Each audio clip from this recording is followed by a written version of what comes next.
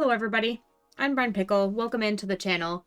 Today we are taking a look at how to make a stack interchange, in particular when you have an elevated highway going over a ground level highway. So the one that comes with the game is great. If you have the highways unlocked or the interchanges unlocked through your development points, it's super helpful. It's really compact as far as like width. But the same kind of problem with any of the base game, like automatic interchanges, is that you really kind of have to have it lined up perfectly for it to work best. And sometimes it's just easier to make your own. And that's what we're going to do today. I ran into a problem where I had a large kind of mountain, essentially like this, going over a ground level highway. And I wanted to make a stack interchange, and I figured I would share the solution with everybody. So, of course, you will need to have highways unlocked in your development tree. And then another handy thing to keep in mind is if you have like a highway road, the increments that you need to like go over a road are 7.5 meters. So that is the minimum amount to go over a road. And then if you just keep increasing by 7.5 meters, you can just keep going up and up and up like that, essentially. And so we are going to have 4 levels just like this. So to start this off, typically you'll probably already have one highway ready, maybe a second one, but either way, it doesn't matter. You can create one on your own or add one to an existing network, and it should work just the same, following the same sort of principles all along the way.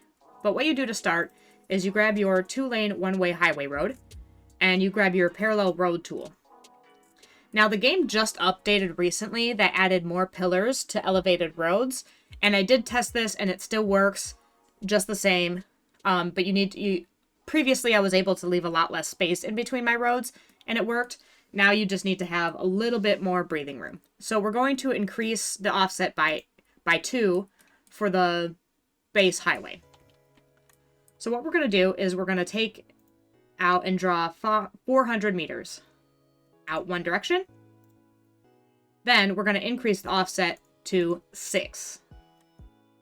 Then we'll go ahead and raise the elevation of the road all the way up to 22.5.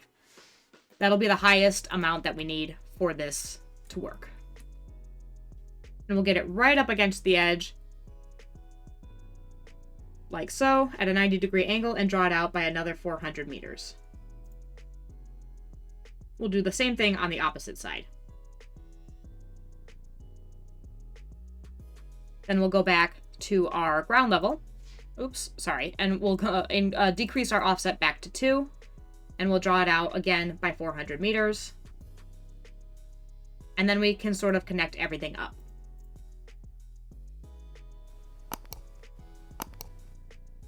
Now, because of the added pillars, this makes it a little bit more difficult, and you have to take a couple extra steps. It used to be super, super simple, but also a little bit unrealistic and probably unsafe.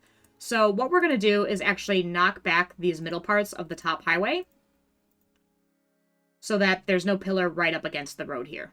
Then we're going to grab our landscaping tools and grab a path just to help us mark out some spaces here for where we're going to line up our little crisscrossing roads. So we'll line it up with the pillar, and we'll just draw it out a little bit. Doesn't really matter how much from here. And then from this direction, we're going to draw it out at a 45-degree angle, about 40 meters. It doesn't really matter how far or little that you do it, as long as you have some sort of baseline to get 45 degrees. That way we can cross over the highway at a sensible way. Then we'll come over here to this side and do the same thing. Line it up, make sure it's lined up with the pillar. And we'll draw it out the same length there, and then again with the 45-degree angle at about 40 meters. Make sure you have your 45 degrees, and then you can click it there and leave it there. So now we need to figure out exactly how we want them to crisscross over. Since this is the highest height here at 22.5 meters, or 22.5 meters, it makes the most sense to have the next highest one, be closer to here. We don't want this road to have to go all the way down to 7.5 meters. We want these ones to go up to 7.5 meters and then continue on, if that makes sense. If not, you'll see what I mean when I actually get into it. So we're going to go ahead and raise this. Whoops. Make sure our elevation step is where we want it. And raise this up to 15 meters. Then we'll get it really close to our little guideline here. Make sure our parallel road tool is on. And this time we're going to go by just one, the offset of just one.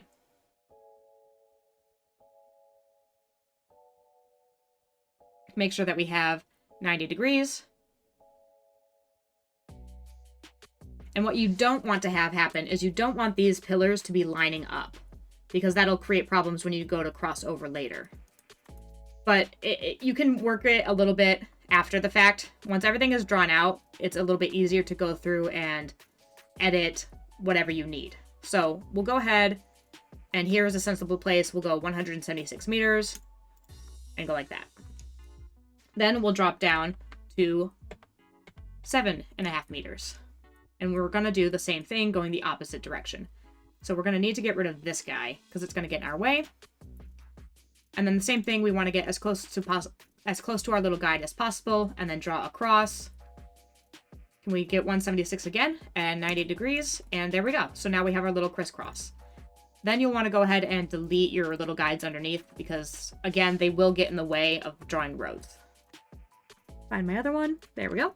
Okay. Then, this part is easier to do if you just grab one at a time instead of the parallel road tool. So we'll go up to our full 22.5 meter height. Not the parallel road tool with our 2-lane highway, sorry. And hopefully draw it straight across. Perfect. That is what I like to see. And then we'll do the same thing on the other side, and it'll meet right up. Just like that. Very nice. Now we are ready to connect everything up. So what we need to do first is determine where our ramps are going to start. So what I like to do is grab a dirt road and then create little guides for myself. So I'm going to go out 100 meters, and how long you decide to make this, short or long you decide to make this, is going to determine the steepness of your ramps. Obviously, for realism's sake, you want it to be not too steep. So I found that 300 meters is pretty good. You can do it at about 200 meters, but it will just be a little bit steeper and probably unsafe and unrealistic. So then we'll knock those back, and we'll do the same thing with all the other sides of it as well.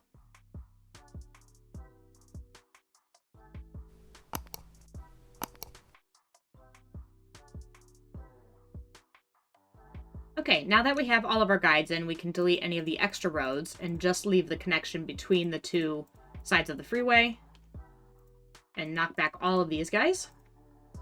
Then we're going to go into our highways again and grab our 4-lane one-way highway, and we're going to click on the replace tool.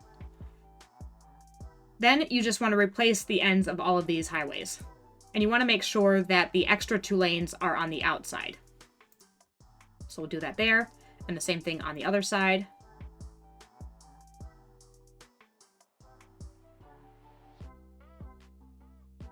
Then we go ahead and grab our 2-lane one-way highway, and we grab our simple curve tool. And it's all pretty simple from here. So we're going to go to, it doesn't really matter which side you want to start with. We're just going to start here because I've already got the elevation on. And we're going to go ahead and click kind of at the end of our little 2-lane slip road. Now, you don't have to be super precise with this, but if you want to, you can go try to keep it at 180 degrees. It can sometimes be difficult. If we turn off everything but the angle, it might be a little bit easier. So we'll keep it at 180 degrees. And then you want to kind of connect it, yeah, there we go, 180. Connect it to the outside slip lane. So you can see the dotted line where it is. That shows that it's connected to that far lane. And then we'll just drop it down. All the way back down to the ground. And hook it right in. And you can see like where you can get away with it, and it's really up to your personal preference how close you want it, but we're going to go ahead and go here. And so this can happen, and it's actually a really super simple fix. So you just grab your 4-lane highway again and replace that section, and it should fix it up. If it's like connecting kind of weird and not straight enough for you, you can just take off all your snapping, and then you can kind of wiggle it into place exactly how you want it. And I think that's probably about the best that we'll be able to get it But it'll still function just the same. Then we'll come over and do this to the same thing on this side. So grab it back down here. Again, you can try to keep it to 180 degrees. Grab to the outside lane and swing it up. Raise the elevation all the way up until it meets the highway. And we'll just upgrade that little part again.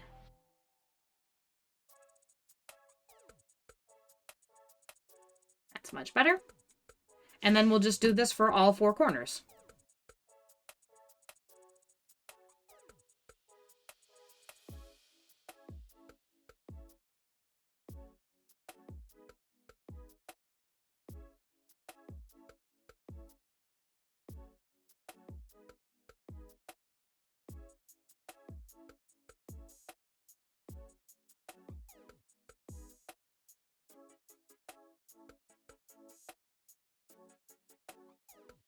I had accidentally messed up that little side there and just had to redo that, but otherwise it is ready to go to get these little pieces in the middle connected up. So we'll grab our 1-lane, one-way highway, and for this side, since this is our higher height at 15 meters, that's where we'll take this to. So 15 meters, and then we'll just drag it in to our little slip ramp here at 180 degrees and pull it up until it meets that other connecting line. So hopefully it'll show up and then you can just connect it in like that. And then we'll do the same thing on this side. Drop it down until you see it connect with the other side. Then what we need to do is turn our directions around so that roads are facing the right directions. And then we can upgrade this little piece in the middle to be a one-way to keep with our lane math going on here. And then we'll do the same to the other side.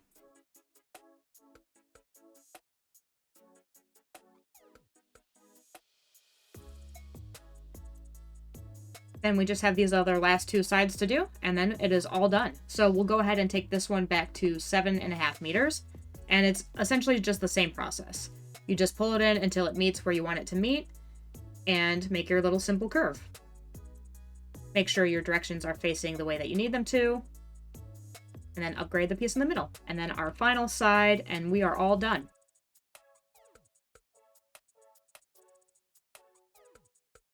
And there we go. Now you have your nice stacked interchange. And especially with the addition of all the new pillars that they just put in the latest update, it makes it look a whole lot more realistic. And I think 300 meters is definitely the sweet spot for having this, for the incline of these ramps. So I think it looks really good. I'm really pleased with the results.